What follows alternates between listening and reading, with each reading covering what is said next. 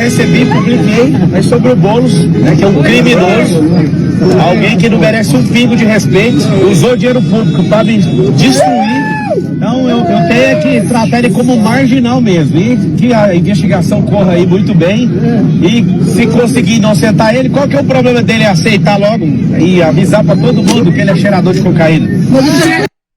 Os episódios de violência lamentáveis com que acometeu aí o candidato a prefeito de Itabuão, daí que a gente vai apurar, vai esclarecer, já identificamos as pessoas e vamos agir com a firmeza necessária, sem transigir, né, com a ordem. O que aconteceu aqui na capital, que o senhor citou?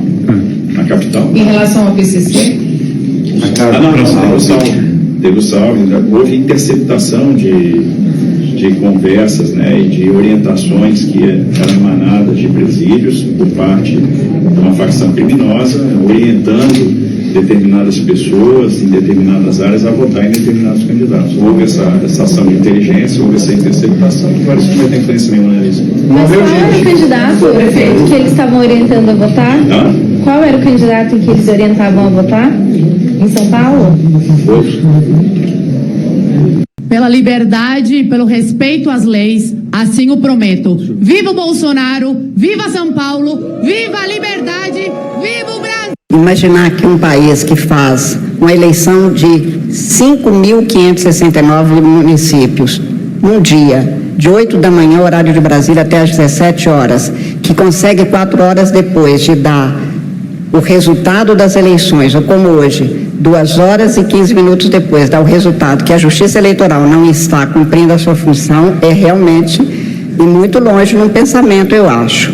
Mas, de toda sorte, sobre um caso que aconteça quando 33 milhões de eleitores estão na urnas com 102 candidatos e que já foi judicializado, segundo os senhores mesmos informam, a Sônia acabou de dar notícia, a Justiça Eleitoral tem prazos curtíssimos e será dada a resposta. Bom dia, senhoras e senhores. Hoje é 2 de janeiro de 2025. São 10 horas e 30 minutos. Agora o TSE vai pegar Marçal e Tarcísio. Para quem não acreditou, saiba que agora Tarcísio, Nunes e Marçal estão entre os principais alvos da Justiça Eleitoral em 2025. A posse dos novos prefeitos e vereadores eleitos em 2024 foi particularmente deprimente em São Paulo. A escória que a população da maior cidade da América Latina elegeu só não é pior do que aquela que o Estado de São Paulo colocou no Palácio dos Bandeirantes e tentou colocar no Palácio do Planalto em 2022. A festa dessa escória, porém, vai durar menos do que espera. Em 2025, o STF e o TSE vão para cima do bolsonarismo e do lixo político que depositou em São Paulo. O STF não vai pegar só Bolsonaro, mas também seus capangas denunciados e também os que ainda não foram, mas serão. Enquanto isso, o Brasil vê as coisas começarem a mudar. A imprensa golpista hoje se resume a São Paulo, e Estadão e Folha de São Paulo são o que restou dessa imprensa de extrema-direita. Os dois jornais estão agindo em comum acordo com o tal bolsonarismo moderado. Mas a Globo pulou fora dessa história, como mostra o episódio da jornalista Natuzaneri. Atacada por um policial bolsonarista, ela integra o time de jornalismo da Globo, que tem agido corretamente com o governo Lula e por isso é acusado de estar sendo subornado pelo atual governo. Mas a cereja do bolo é o TSE. Vai pegar toda essa extrema-direita bandida em 2025. Quem viver, verá. Minha amiga, meu amigo, a posse dos vereadores e do prefeito de São Paulo na Câmara Municipal da capital paulista foi uma baixaria. Teve abertura de CPI sobre o nada, teve atos incrivelmente ridículos e deprimentes. Você viu a cena da vereadora bolsonarista ali, o Rubinho Nunes, aquele que atacou o padre Júlio Lancelotti, acusando o padre de pedofilia com informações falsas. Ele deve ser o novo presidente da Câmara de São Paulo. É muito triste isso, que a maior cidade da América Latina chegue a esse ponto. E você tem um vereador, tal de Lucas Pavanato, que é do MBL, que conseguiu abrir 2 CPIs. Uma contra o movimento do Sem Teto, que o Boulos pilotou durante muito tempo, e que tenta arrumar moradia para a população de rua em imóveis que estão desocupados, estão vagos e fechados, porque estão devendo impostos e não podem ser usados, né? E aí o Boulos coloca as pessoas em imóveis que estão desocupados, não podem ser usados, enquanto a população fica no meio da rua, sofrendo frio, fome. Mas também ele abriu uma CPI contra as ONGs que fazem um trabalho de alimentar essa enorme população de rua da capital paulista, que é uma vergonha para a nossa cidade.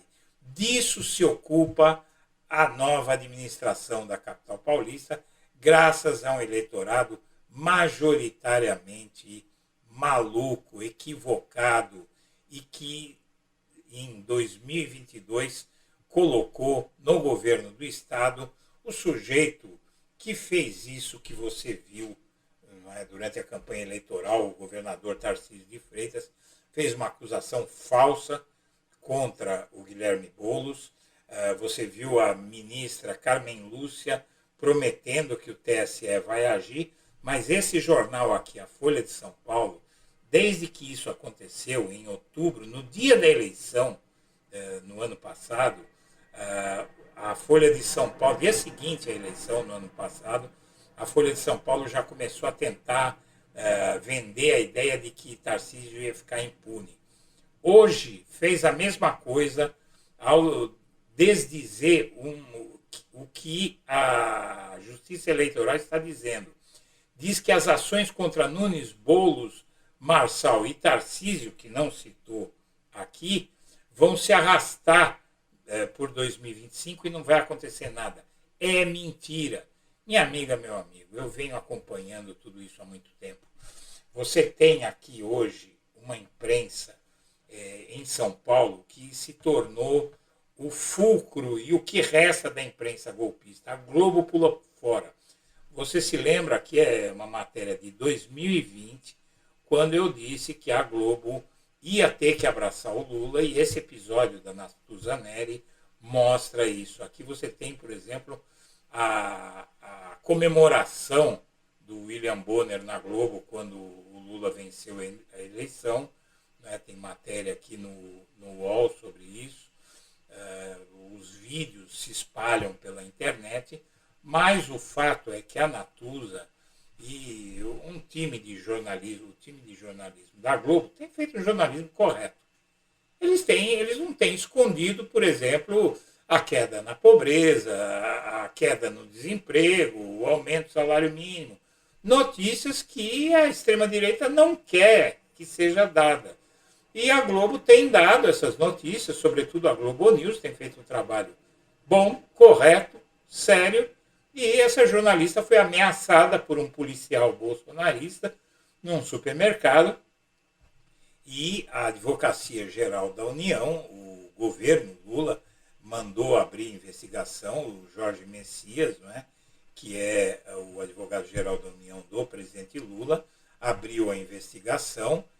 E agora, essa questão do Tarcísio, do Marçal e do próprio Nunes, que foi beneficiado pelas mentiras do Tarcísio, está nas mãos, não só do TSE, mas também do Alexandre de Moraes.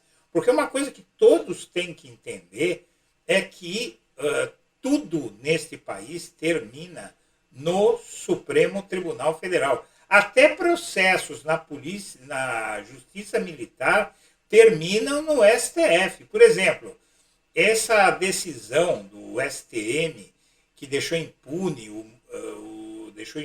os militares, os soldados que mataram aquele músico no Rio de Janeiro, essa decisão do STM vai ser revista pelo Supremo. E também os casos da Justiça Eleitoral. Mas talvez nem precise que o STF se meta nisso. O número de aliados presos por Moraes cresce, mas talvez ele não tenha que meter o nariz nisso, porque o bolsonarismo está na mira do TSE em 2025. O TSE não vai deixar nem Tarcísio, nem Marçal, porque é tudo bolsonarista, tá, gente? Os aliados do Bolsonaro não vão ficar impunes, e é isso que a Globo mostra em contraposição ao que diz a Folha de São Paulo, ao que diz o Estadão, que tentam vender para as pessoas a tese de que o Tarcísio e o Marçal e o Nunes também, entre outros, vão ficar impunes. Não vão ficar. Você viu a Carmen Lúcia prometendo ação, e mesmo que ela não agisse, o Moraes e o STF agiriam. Seja como for, a Natuza está recebendo solidariedade dos políticos decentes e, sobretudo, dos políticos de esquerda mesmo, os políticos progressistas, também os de centro-direita, mas que sabem que é um absurdo você interpelar a moça num supermercado e ameaçá-la de aniquilação a ela e aos colegas dela lá da Globo por estarem fazendo o jornalismo correto. Senhoras e senhores, eu agradeço a atenção e deixo o meu abraço para todo mundo.